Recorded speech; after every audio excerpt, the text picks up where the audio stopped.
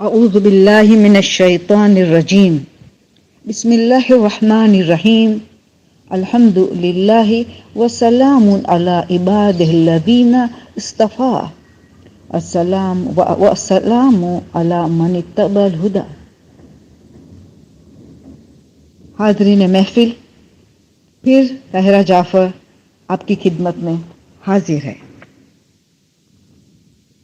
محفل مرتضیٰ کی جانب سے جو یہ درخواست آئی ہے کہ یہ دوسرا سیکشن اب میں جاری کر رہی ہوں۔ پہلا سیکشن یہی تھا کہ امام زمانہ کے لیے ہمارے طرف کیوں نہیں ہے، پیاس نہیں ہے، تو ہم نے بتا دیا کہ حب دنیا کی وجہ سے۔ اور منتظمین نے محفل مرتضیٰ کے جو کلاس چل رہی ہے، ماہ رمضان کی کلاس 2020 کی 1441 ہجری کی، اس میں دوسرا سیکشن آج شروع کر رہی ہوں۔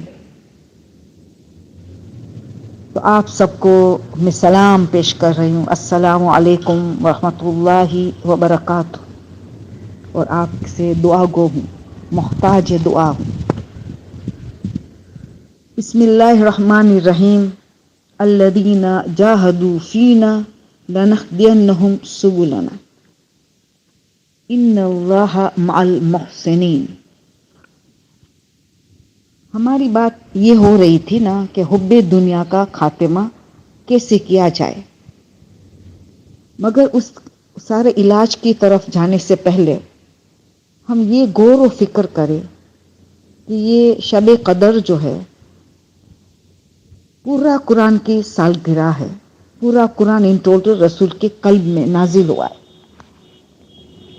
تو ایک جستجو ہونی چاہیے ہمارے میں کہ کیوں چھٹے امام نے یہ فرمایا، چلو سورہ دخان تو ہر روز 100 مرتبہ پڑھنے کا ہے، چلو ہر رات چاہے ہم جتنی مرتبہ پڑھ سکے، 1 2 5، مگر شب قدر کے لیے چھٹے امام نے کیا فرمایا؟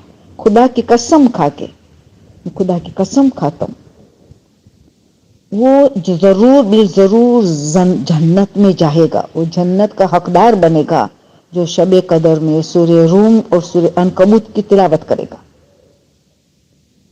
تو ہم غور کریں تو ہمیں یہ یقیناً سوچتے ہیں کہ یہ 2 سورہ کیوں پورا قرآن نازل ہوا ہے؟ تو پتا چلا کہ کیونکہ یہ رات جو ہے 1000 مہینوں سے بہتر کی رات ہے، جس میں قسمت تقدیر بدلتی ہے، تو ضرور بن ضرور اس سورے میں ایسے اہم پیغامات ہے، ایسے اہم باتیں ہیں جو ان پہ اگر ہم عمل پیرا ہو جائے تو ہماری تقدیر ہم پورا سال کے لیے بدل جاتی ہے۔ تقدیر کی رات ہے، قسمت انسان کے اختیار پہ، ڈیسٹینی از ان آور ہینڈز، ہمارے ہاتھ میں ہے ڈیسٹینی بنانا۔ تو ضرور بن ضرور ان سوروں میں جو ہمیں تاکید کیا جائے، تو پھر اس کی میں نے سورہ عنکبوت کی آخری آیت کو میں نے اس لیے اٹھایا تاکہ ہم ذرا سا غور و فکر کریں کہ اس آیت میں کیا ہے۔ سورہ عنکبوت کی آخری آیت مومنین کے لیے پورا ان کی مقصد حیات پہ کیسے گزارا جائے وہ بات کر رہی ہے۔ الذین جاہدوا فینا لنہدینہم سبلنا، جو لوگ اللہ کی، جو مومنین ایمان لا چکے ہیں، ایمان کے بعد کی بات کریں، اب ایمان لانے کے بعد اصول دین کو پورا سمجھ کے ایمان لانے کے بعد الذین جاہدوا فینا 2 کنڈیشنز ہے فروع دین کی، باقی جتنی باتیں ان کی 2 کنڈیشن ہے۔ فینا ہماری راہ میں خلوص، صرف اور صرف اللہ کے لیے جہاد کی جائے، جاہدوا فینا 2 شرائط ہے ہر کامیابی کی، ہر نجات کی، ہر سکون کی، راز کی، دنیا اور قبر اور آخرت کی کامیابی کی۔ جو اسٹرگل کرنا ہے جہاد، مگر اللہ کے راہ میں، اللہ کے راہ میں، یہ کنڈیشن ہے۔ اگر 2 میں سے ایک شرط میں کمی ہے تو ناکامیابی ہو۔ فرض کر ہمارے مشقتیں، محنت کر رہے ہم اس دنیا میں نیکی کرنے میں، ہر کام میں، مگر خلوص نہیں، فینا نہیں، تو ترقی رک جائے گی۔ یا فینا ہے، خلوص تو بہت ہے، اللہ کے لیے کر رہے، مگر جتنی جد و جہاد کرنی چاہے، مشقت اٹھانی چاہیے، وہ نہیں، اس میں کمی ہے. جبھی سورہ انشقاق 84 نمبر کا سورہ کی 6 نمبر میں آیت میں اللہ تمام انسانیت کو خطاب کرتے، یا الناس انک قادح الی ربک قدحا فملاقی.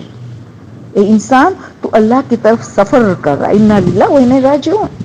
اس دنیا میں ہم آئے ہیں کہاں جانے کے لیے؟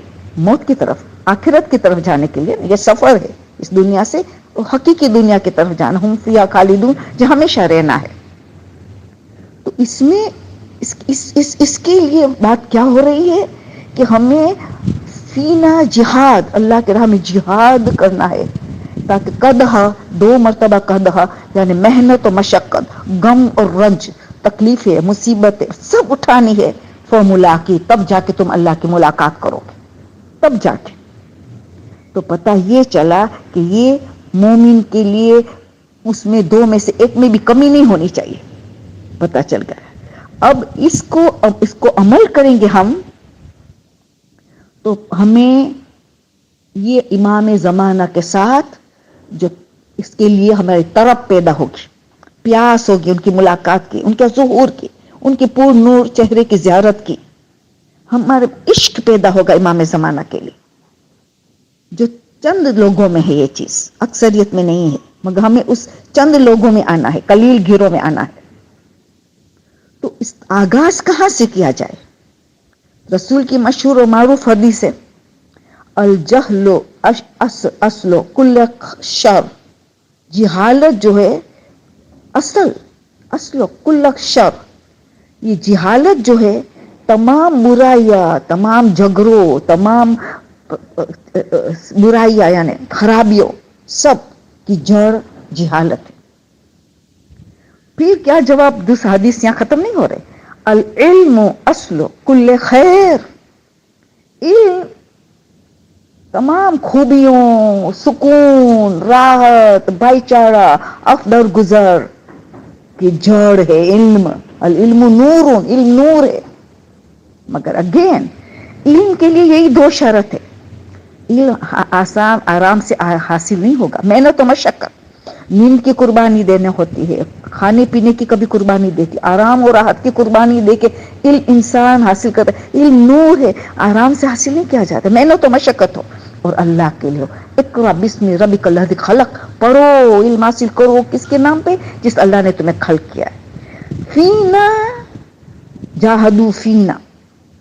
تو پہلی ہماری ذمہ داری اگر اس حب دنیا کا خاتمہ کرنا ہے اور امام زمانہ کی محبت میں غرق ہو جانا ہے، عشق میں ڈوبنا ہے، تو اللہ کی خاطر علم کے میدان میں آنا پڑے گا. اور علم کی 2 عظیم شرائط ہے، مشقت اور اللہ کے لیے. اور اس کی تیسری شرط فوراً آ گئی کہ عمل پیرا ہونا ہے. جو علم ہم نے محنت مشقت کی، جو اللہ کے لیے حاصل کیا، اس پہ عمل پیرا ہونا ہے. اب دونوں دیکھ، علم اور عمل لازم اور ملزوم ہے. دونوں کے حروف بھی سیم ہے، عین لام میم، حروف بھی سیم استعمال ہوا ہے، ایک دوسرے کے بغیر نہیں چل سکتا. تو یہ 3 شرائط آ گئے، مشقت، اللہ کے لیے علم حاصل کرنا ہے اور اس پہ عمل پیرا ہونا ہے. تو آغاز اصول دین سے کرنا ہے نا، عقائد مضبوط کرنا ہے. امام حسین سے پوچھا گیا ما الحیات، یہ زندگی کس چیز کا نام ہے؟ انہوں نے کہا 2 چیز کا نام، ان الحیات و جہادۃ، ان الحیات عقیدۃ و جہاد. پہلے عقیدہ کا، پھر جہاد. عقیدے کو، اصول دین کو مضبوط کرو، توحید کو مضبوط کرو، نبوت و رسالت، امامت و قیامت، اس کو مضبوط کرو. پہلے یہاں سے آغاز کرنا ہے ہمیں کہ اللہ کی معرفت کیسے حاصل کرے. تو امام وقت کی بھی، امام حسین نے کہا امام زمانہ کی بھی صحیح معرفت تم حاصل کرو گے تو تم اللہ تک خود بخود پہنچ جاؤ گے. تمہیں اللہ کی معرفت خود بخود ہو جائے گی. تم ایک کام کرو، تمہارے امام وقت کی کا معرفت صحیح حاصل کرو، ان کی تم صحیح معرفت حاصل کرو گے. یہ تمہارا تحفہ کیا ہوگا؟ تم خدا شناس ہو جاؤ. تو پتہ چلا اصول دین ایک دوسرے 5 ایک دوسرے سے کنیکٹڈ ہے، اس کا ہمیں علم حاصل کرنا ہے. تو یہ اصول دین کی بات ہے. اب اس کے بعد دوسرا نمبر پہ کہا کہاں علم حاصل کرنا ہے؟ حلق سے کیا اتر رہا ہے، پیٹ میں کیا جا رہا ہے. آپ سوچئے رزق حلال کتنی اہم ترین عبادت ہے کہ رسول فرماتے عبادت کا 10 حصہ ہے، 10 جز ہے، اس میں سے 9 حصہ ہے حلال روزی کمانا. یہ مردوں کے لیے کہا جا رہا ہے 9 حصہ حلال رزق کمانا، باقی ساری عبادت ایک حصے میں. کتنا قیمتی ہوگا یہ علم کے حلال رزق حاصل کرنے کے لیے. دجال اسی تو پہلی چیز 3 ہتھیار لے کے آئے گا نا. پہلی چیز حرام غذا لے کے آئے گا، پھر بے پردہ عورتوں کو لے کے آئے گا، اعلیٰ موسیقی کے گانا لے کے آئے گا. اس کے لوگوں جو دنیا میں ان 3 چیزوں سے نہیں بچے تو اس سے امام زمانہ کا ساتھ چھوڑ کے چلے جائیں گے دجال کے پاس.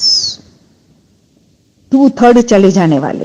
اس میں سے افضل ترین جو نیکی ہمیں کرنی ہے حب دنیا سے بچنے کے لیے اور امام زمانہ کے لیے طرف پیدا کرنے کے لیے، اور رزق کا جائزہ لو. کون سا رزق ہمارے پیٹ میں جا رہا ہے کہ اصل میں حلال کمائی ہے.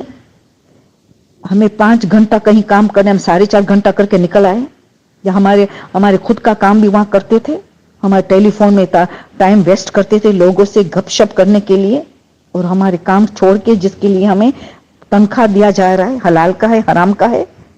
اگر حلال کا ہے 100% تو خون ٹائم پہ دیا جا رہا ہے وغیرہ وغیرہ. یعنی بہت سی شرائط ہے. کوئی کاروبار کر ہی نہیں سکتا اسلام کے اعتبار سے جب تک وہ فقہی مسائل نہ حاصل کرے. کاروبار کا اتنی گہرائی ہے بزنس کے مسائل حاصل کرنے کے لیے. تو اگر اس نے مسائل فقہ حاصل کیے بلکہ بزنس شروع کر دیا، ضرور بن ضرور حرام کا لقمہ پیٹ میں جا رہا ہے. تب عالم دین کی تحقیق ہے کہ لوگ دین سے کیوں دور ہو جاتے. انہوں نے 3 وجوہات کی ہے، بہت محنت سے تحقیق کی ہے. انہوں نے کہا 80% گمراہی حرام غذا کی وجہ سے، 10% بے نمازی کے ہاتھ کا کھانا. نہ معلوم ہمارے کھانا کون پکا رہا ہے. بے نمازی ہوٹلوں میں کھاتے، راستے میں خریدتے، بے نمازی کا ہاتھ سے کھانا. 10% یعنی 90% تو غذا پہ چلا گئے، اور 10% غلط دوست. دیکھو آنکھ، ابھی ایک حلق کی بات ہے، ابھی آنکھ کی بات آتی کہ دوست کو دیکھتا ہے، جس کو دیکھتا ہے، یعنی اس کا دوست ضروری نہیں انسان ہو، میڈیا بھی دوست جس کو دیکھتا ہے. تربیت میں ماں باپ کو دیکھتا ہے، گھر میں زیادہ ماں کو دیکھتا ہے جو ساتھ میں رہنے والا. ان کی پرسنالٹی آنکھ کے ذریعے فارم ہوتی ہے. اس میں بھی ایران کے علماء نے تحقیق کی ہے کہ 83% آف دا پرسنالٹی جو دیکھتا ہے اس سے فارم ہوتا ہے، اور دل و دماغ میں وہ بات اتر جاتی ہے گہرائی میں جو آنکھ دیکھتی. اتنی پاورفل آنکھ. تو ہم نے دیکھا کہ غلط دوستی چاہے جس کو آنکھ دیکھتی ہے ان کے دار و مدار ہے، اس کے بہت بڑی ذمہ داری ہے. تو اسی لیے آیت اللہ وحید خراسانی نے کیا بتایا کہ جس کو امام زمانہ ساتھ گہرائی میں دوستی کرنی ہے، محبت عشق میں ڈوبنا ہے، تو پہلی چیز تو شرط تقوی کی ہے. تقوی واجبات انجام دینا ہے، حرام سے بچنا ہے. پھر نمبر 2 میں کہا نماز. ان کے اول وقت فلسفے کے ساتھ ان کے صحیح فقہی مسائل سیکھنے کے بعد نماز کو پہلے پرفیکٹ بنائے، اس کی فلسفہ جانے، رکوع کیوں، سجدہ کیوں وغیرہ، قیام کیوں وغیرہ، یہ سورہ کیوں. اور اول وقت پرائم ٹائم نماز. وہ تیسری چیز کیا کہی، یہ انہوں نے کہا کہ آنکھوں کی کنٹرول، آنکھوں کی حفاظت کرو، آنکھوں کے گناہ سے اپنے آپ کو بچا. خصوصی انہوں نے کہا میں جوانوں کو کہتا ہوں تمہاری آنکھوں کی حفاظت کرو، نہ محرم کو نہ دیکھو، میڈیا میں غلط چیزیں نہ دیکھو، غلط ڈرامہ، غلط فلمیں، غلط چیزیں. ہمیں پتا چلا کہ آج ہمیں ماڈرن ٹیکنالوجی ہمارے گھر کو امام بارگاہ بنا دیا. آج ہم گھر کو مسجد بنا دیا. آج بھائی چارہ فیملی میں قائم ہو رہا ہے، ایک دوسرے کو ٹائم دیا جا رہا ہے. آج ماڈرن ٹیکنالوجی کتنی بڑی نعمت بن گئی. تو ہم آج وعدہ کریں ہم ان کا غلط استعمال اب نہ کریں گے. تو آنکھ کا انہوں نے کہا آنکھ کی حفاظت کرے، اور خاص کر کے میں جوانوں کو خطاب کرتا ہوں. تو دوستی، غلط دوستی، تو دیکھو آپ کا فرینڈ کون کسی کرسچن کو، یہودی کو، کسی کو دوست ہندو کو بنایا ہے، ان کی باتیں آپ میں اتر رہی ہے، یا آپ نے میڈیا کو دوست بنایا ہے. کس کو؟ غلط دوستی. تو پھر سوچے یہ کتنا اہم ترین چیز ہے. اور چوتھی چیز کا قرآن سے اٹیچمنٹ ہو جاؤ. وہی دیکھو خراسان اٹیچمنٹ وتھ قرآن, وہی علم کی بات آ گئی, وہی علم کی. مگر اسحاق فیاضی نے جو فل عالم میں آ چکے ہیں, جو 4 فل عالم ہے وہی دیکھو خراسانی کے ساتھ ساتھ ہے, وہ اسحاق فیاضی ہے. ہر قسم کا علم, قرآن اور حدیث کا علم حاصل کرو. مگر انہوں نے 2 شرائط یہ بتائی کہ طالب علم جب تک 2 اخلاقی خرابی سے دور نہیں رہے گا اس کو علم کوئی فائدہ نہیں دے گا. یہ دونوں ایسی اخلاقی خرابیاں ہیں جن کا اثر ڈائریکٹ علم پہ پڑتا ہے. ایک جھوٹ, ایک غیبت. جھوٹ وہ ہے کہ اس میں نسیان کی بیماری پیدا کرتا ہے, بھول جانے کی, حافظہ کمزور ہو جاتا ہے. اور علم کا اثر یعنی اس پہ علم کا جھوٹ کا اثر ڈائریکٹ علم پہ جاتا ہے, ڈائریکٹ. تو علم فائدہ نہیں دیتا ہے, کوئی فائدہ نہیں دیتا. اس کے اثرات, علم نور ہے, جھوٹ کو برداشت نہیں کر سکتا, اور دوسرے غیبت کو برداشت نہیں کر سکتا, ڈائریکٹ اثرات ہے. تو پہلے تو طالب علم کے 2 شرائط تو پہلے سے آ گئی کہ اس کو خلوص دل سے اللہ کے لیے حاصل کرنا ہے اور محنت و مشقت اٹھانی ہے. اس کو عمل پیرا میں 3ری شرط آئی. اب 2 مزید شرط ہے اسحاق فیاضی نے دیا ہے. خبردار طالب علم جھوٹ اور غیبت سے بچے. تو قرآن کو تلاوت بھی کرے, قرآن کا علم حاصل کرے. یہ 4تھی شرط ایت الوحید خراسانی نے بتائی. اور غیبت کے لیے اسحاق فیاضی نے بتایا نا. تو علماء کیا بتاتے, خبردار کسی کی عزت سے نہ کھیلنا, کبھی بھی تمہیں اللہ نہیں چھوڑے گا. اسی دنیا میں تمہیں پریشانی اٹھانی پڑے گی. تو کبھی تو یہ ایسی پریشانی بھی آ سکتی کہ تم بھول ہی گئے مقصد حیات, تم آخرت کو بھی بھول گئے, دنیا میں ملوث ہو گئے, عیش میں چلے گئے, غفلت کی زندگی. غیبت کبھی کسی کی عزت سے نہ کھیلنا, کیونکہ اللہ ستار العیوب ہے. ستار العیوب اپنے عیبوں پہ پردہ ڈال رہا ہے, اور ہم کسی کا عیب کو کھول دے رہے. اللہ میں چھوڑے گا, ہرگز نہیں چھوڑے گا. جب بھی تو قرآن نے ایسا کوئی گناہ کے لیے یہ مثال نہ دے گی کہ مردے بھائی کا گوشت کھانا برابر ہے. سوچ, اتنا ظالم مانا جاتا ہے, اتنا نجیس غذا, مردے کا گوشت کھانا نجیس غذا بھی ہے, حرام غذا بھی ہے, اور ظالم بھی مانا جائے گا. یہ سب غیبت کرنے والے کی بد صفت بتائی گئی ہے. تو پتہ یہ چلا قرآن کا علم حاصل صحیح کرنا ہے. اور پھر آخری بات, 5ویں اور آخری بات کیا بتائی کہ ان کو یعنی اول وقت نماز, حالانکہ نماز کی بات ہو گئی ہے کہ کہا تقوی اختیار کرو, اول وقت نماز کرو, تیسرا آنکھوں کی حفاظت کرو, قرآن کی سٹڈی کرو, قرآن کی سٹڈی کرو. اور ہاں 5واں یہ کہا, وہ تو بات آ گئی نماز کے اول وقت سب ساتھ میں. 5ویں یاد آیا, انہوں نے کہا کہ امام سے کانٹیکٹ سٹرونگ رہے. اور کیسے کانٹیکٹ سٹرونگ رہے؟ صبح شام رات امام کو سلام کرو, السلام علیکم یا بقیت اللہ, اور السلام علیکہ یا بقیت اللہ, دونوں رائٹ ہے.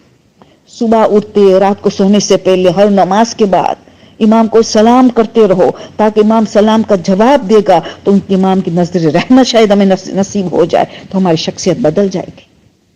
11 کل اللہ, سورہ کل اللہ, امام کو سورہ کل اللہ بہت پسند ہے. 11 مرتبہ سورہ کل اللہ فجر کی نماز کے بعد اور رات کو سونے سے پہلے عشاء کی نماز کے بعد 11 مرتبہ کل اللہ امام کو ہدیہ کرو. اور پھر کہا زیارت علی یاسین, ہر روز زیارت علی کے ذریعے امام کو سلام کرو. تو امام کے نام میں صدقہ دو, امام کے نام پہ تبلیغ کے دن میں ڈونیشن دو, امام کے نام پہ سارے کام کرو, یعنی مسلسل امام کے ساتھ کانٹیکٹ رہے. سورہ یاسین پڑھ کے امام کو ہدیہ کرو, قرآن کی ہر روز 50 آیت پڑھ کے امام کو ہدیہ کرو. کانٹیکٹ سٹرونگ رہے تو طرف رہے گی امام کی ملاقات کے لیے, حب دنیا غائب ہو جائے گی, اور دل میں امام کی عشق میں انسان ڈوب جائے گا. یہ ساری ہماری ذمہ داری. مگر حفاظت کس کی کرنی ہے؟ حلق کی اور پیٹ کی. حلق اور پیٹ یعنی ایک ہی چیز آ گئی, اور آنکھوں کی حفاظت کرنی ہے. اور پھر آگے جا کے ہم اور ایک بات دیکھیں, ہمیں سب کو پتا ہے کہ 313 تو پہلی آواز میں امام کے جائیں گے, اس کی بات تو ہو چکی ہے, تو ٹو ہائی. مگر اس کے بعد 10,000 کا گروہ جائے گا جس کو امام کا انتظار ہوگا. یہ 10,000 جو آئیں گے جس سے امام جہاد شروع کریں گے, یہ 10,000 سے امام بیعت لیں گے. یہ بیعت نامہ میں جو 25 باتیں بیان کی گئی جو امام علی نے یہ بیان کی تھی کوفہ کے منبر سے اور ان کو محفوظ کر دیا تھا. تو یہ 25 باتوں کا امام بیعت لیں گے ان 10,000 سے کہ میں جہاد شروع ہی نہیں کروں گا جب تک تم یہ 25 چیزوں کی تم سے وعدہ کرو کہ تم 25 چیزوں پہ عمل کرو گے یا بچو گے بیعت نامہ.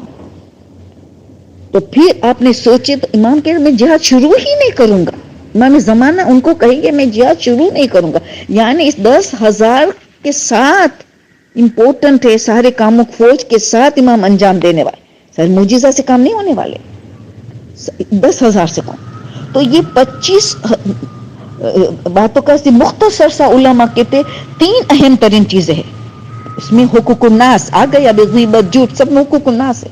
پہلے تو حقوق الناس سے بچو عدل و انصاف کرو جو اپنے لیے پسند کرتے ہو دوسرے لیے. ایمان کے اہم ترین شرط ہے حقوق الناس انسان کو حق میں کہ گھر بنا ہو جائے. پھر دوسری چیز اہم اس کو غور و فکر کیا جائے 25 چیزوں میں تو شرم و حیا بے شرمی و بے حیائی سے بچنا ہے اور شرم و حیا نافذ کرنا ہے. اگر امام کے ساتھی بننا امام کے طرف چاہیے ہمیں امام کی عشق میں ڈوبنا ہے حب دنیا سے بچنا ہے تو شرم و حیا. تو شرم و حیا خالی پردے میں نہیں ہے یہ آؤٹر گارمنٹ ہے مگر اس کے اندر سے شرم و حیا. نہ محرم سے کس طرح بات کی جائے آواز کا پردہ رہے چلنے کیسے چلیں گے ہم راستے میں کہ نہ محرم کے سامنے یعنی پورا اندر سے بھی شرم و حیا ہو. اتنا قیمتی ہے یہ شرم و حیا کہ عقل کا چیپٹر کے بعد فوراً جو اصول کافی کی جلد میں جو پہلی حدیث تو عقل کی ہے نا دوسری حدیث کے حیا کی اصول کافی میں والیوم 2 میں لا دین لمن لا حیا لا ان کے پاس دین نہیں 3 معصوم کی حدیث اس کے پاس حیا نہیں شرم حیا نہیں ہے. ظاہری شرم و حیا حجاب سے کنٹور نہیں نظر آنا چاہیے صحیح حجاب گہرائی کے دل میں سے شرم و حیا ان کے پاس حیا ہی نہیں ہے. مکس گیدرنگ کی شادیاں مکس گیدرنگ کی birth day parties mix gathering کے وغیرہ جہاں جو ہوتی ہے حج زیارتوں میں بھی ہوتی ہے اللہ اکبر اس سے بچنا ہوگا. اگر حب دنیا سے بچنا ہے شرم و حیا اٹھانا ہے. آپ کو تو سب کو یاد ہے حضرت آدم دنیا میں آئے تو اللہ نے 3 چیزیں سامنے پیش کی جبرائیل آ کے 3 چیزیں کہا ایک چیز لینا ہے 2 کو واپس کرو. کون سی چیز 3 چیز تھی عقل دین پورا دین مذہب اور شرم و حیا. حالانکہ شرم و حیا دین کا جز ہے مگر اتنا قیمتی ہے کہ اس کو الگ سے بیان کیا گیا. کیوں حکومت دین یعنی کھوکھلا ہو جاتا ہے بے شرمی و بے حیا اور دشمنوں کی یہی سازش ہے کہ ہم عورتوں کو مسلمان عورتوں کو بے حیا اور بے شرم بنا دو تاکہ پھر دین ان کا کھوکھلا ہو جائے گا. تو 3 چیز سے پیش کی حضرت آدم نے فوراً عقل کو لے لیا جبرائیل نے دین کو مذہب کو اور شرم و حیا کو کہا تم چلو واپس. دونوں نے کیا کہا مگر اللہ کے حکم ہے ہم دونوں کو حکم ہے جہاں عقل رہے وہاں رہنا. آدم نے عقل کو لیا تینوں چیز مل گئی. اس سے کیا درس ہوا کہ جتنا انسان کے پاس عقل ہوگی اتنا شرم و حیا ہوگا جتنی عقل ہوگی اتنا دین ہوگا کیونکہ ان دونوں کو کہا تم عقل سے ساتھ دینا ہے. تو عقل کا دار و مدار شرم و حیا اور دین کے دار و مدار ہے. تو سوچئے کہ یہ حدیث کتنی قیمتی حدیث ہے کہ دین ہی نہیں جس گھر میں بے حیا بے شرمی ہے سمجھ لو اس گھر میں دین ہی نہیں ہے عظیم ترین شرط ہے. تو سوچے آپ اور تیسری 3 چیز بتائی نا خاص انہوں کا سادی زندگی. ہاں خوشبو کثرت سے استعمال کرو خوشبو میں اسراف تک اجازت ہے غیبت میں اس غیبت کے دور میں نماز میں خوشبو لگاؤ خاص کر کے ماہ رمضان میں زیادہ خوشبو لگاؤ کیوں امام حسین کی سنت ہے روزے کے عالم میں خوشبو زیادہ لگاتے تھے. مگر باقی سادی زندگی سادہ مکان سادہ لباس سادی غذا سادی سواری سب سادگی میں خلوص ہے سادگی میں سکون ہے سادگی میں لطف ہے زندگی کا. تو یہ چیزیں ہمیں سب اختیار کرنے کی ہے، یہ ہماری سب سے بڑی ذمہ داری ہے. اگر حب دنیا کو ختم کرنا ہے تو ہماری عظیم ترین ذمہ داری ہے. بس آخری میں آپ کو بس ایک بات بتانا چاہوں گی کہ دیکھو آیت اللہ مرشی نجفی جب امام زمانہ سے ملاقات ہوئی تو انہوں نے بہت سی باتیں بتائی کہ میرے سے رابطہ قائم کرنے کے، نماز شب کی تاکید کی، روزوں کی تاکید کی، مستحب روزے بھی، واجب روزے وغیرہ سب کچھ بہت سی باتیں بتائی. مگر آخر میں آیت اللہ مرشی نجفی نے امام زمانے سے کہا کہ مجھے آپ میرے لیے اب دعا کریں. انہوں نے طلب کیا اب آپ میرے لیے کچھ دعا کریں. اب یہ امپورٹنٹ ہے کہ امام نے کیا دعا کی. امام نے آیت اللہ سید مرشی نجف کے لیے 4 دعا کی. اس سے ہمیں کیا سبق ملے گا کہ امام کو کیا سب سے زیادہ پسند ہے. تو وہی اتنی عظیم مرجع کے لیے دعا کریں گے جو چیز امام کو پسند ہوگی. تو امام نے ان کے لیے 4 کون سی دعا کی؟ بس یہ آخری میری آپ کی زحمت کو تمام. اے اللہ تجھے پیغمبر اور ان کی پاک و پاکیزہ آل کا واسطہ دیتے. کون سید؟ امام زمانہ. واسطہ دیتے اس سید کو دین کی خدمت کرنے کی توفیق عطا کر. پہلی دعا دین کی خدمت، یعنی امام کی مدد کیسے کریں گے ہم دین کی خدمت؟ تو اس میں پہلی اپنی اصلاح کریں گے، اپنی، پھر ہماری اولاد، ہماری فیملی، پھر معاشرے کی، قوم کی. یہ اہم ترین ذمہ داری ہے. اور آیت اللہ مرشی نجفی کو امام کی دعا اتنا فائدہ پہنچائے کہ سب سے بڑی لائبریری کن میں آج ہے تو انہوں نے قائم کی. یہ امام زمانہ کی دعا کا نتیجہ تھا. اتنی زبردست لائبریری آج ہر عالم اس لائبریری پہ ڈیپینڈ کر رہا ہے. تو پتا چل دین کی خدمت امام کو چاہیے. پھر خود کی اصلاح کرو. جب تک اپنی خود کی اصلاح نہیں کریں گے ہم تو دوسروں کی نہیں کر سکیں. مولا علی کی حدیث ہے من لم یصلح نفسہ لم یصلح غیرہ. خود کی اصلاح نہیں کریں گے تو دوسروں کی اصلاح نہیں کر سکیں گے. یہ اہم ترین ذمہ داری ہماری. پھر اولاد کی اصلاح تو ہی کریں گے. بچہ آنکھ سے دیکھتا ہے ماں کو. دوسری دعا اس سید کو واسطہ دیتے رسول اہل بیت کی. کیا واسطہ دیکھے کہ اس پروردگار اس سے عبادت میں لذت عطا کر، لطف عطا کر، شیرینی عطا کر. پتا چلا کہ عبادت میں جب شیرینی حاصل ہو جاتی ہے تب اس کا نتیجہ ملتا ہے اخلاق. اللہ کو ہماری عبادتیں نہیں چاہے، عبادت کا نتیجہ چاہے. نماز و روزہ، حج و زکات، عزاداری اور یہ سب کا نتیجہ کیا ہے؟ خوش اخلاق. تو جب عبادت میں لذت آئے گی، لطف آئے گا تو وہ عبادت جس میں کنسنٹریشن ہوتا ہے، خضوع قلب، خضوع خشوع، تب جا کے انسان میں خوش اخلاق پیدا ہوتا ہے. نتیجہ ہے، عبادتوں کا نتیجہ ہے. دوسری دعا یہ کی اور اتنا اثر ہوا سید مرشی کو. اس کے بعد اتنی لذت کہ ہر ساتھ رومال ساتھ میں رہتا تھا اور عبادت کے دوران مسلسل آنکھوں سے آنسو بہتے چلا جاتا تھے، آنسو نکلتے چلے جاتے تھے. رومال ساتھ میں رکھنا پڑتا تھا. یہ امام زمانے کی دعا کے بعد ان کو یہ تحفہ بھی ملا. اور پھر کہا، پھر تیسری دعا کیا کی؟ تیسری دعا کی کہ پروردگار اس سید کے لیے لوگوں کی محبت سید کی دلوں میں سید کی محبت لوگوں کی دلوں میں ڈالے.